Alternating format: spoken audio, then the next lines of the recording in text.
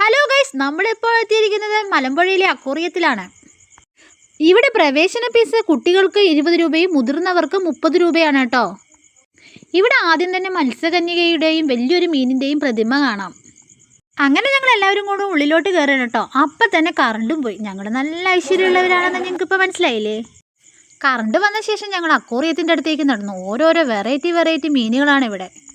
ഇവിടെ വീഡിയോ എടുക്കണതിന് ഒരു കുഴപ്പമില്ല, പക്ഷേ ഫ്ലാഷ് ലൈറ്റ് ഉപയോഗിച്ച് വീഡിയോ എടുക്കാൻ പാടുന്നതല്ല. നമ്മുടെ റിച്ചുവിനാണെങ്കിലോ മീൻ കൈ കൊണ്ട് പിടിക്കാൻ കിട്ടാത്ത സങ്കടത്തിലാട്ടോ. ഞാൻ മലമ്പുഴയിൽ 4-5 പ്രാവശ്യം വന്നിട്ടുണ്ടെങ്കിലും ഇതുവരെ അക്വേറിയം കണ്ടിട്ടില്ല. ഞാൻ ആദ്യമായിട്ട് കാണുകയാണ് കേട്ടോ.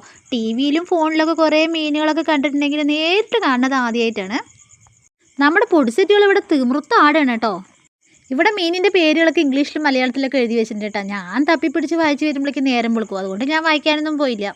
ഇതിൻ്റെ ഓരോരോ പേരുകളെ വായിക്കൊള്ളാത്ത പേരുകളാണ്.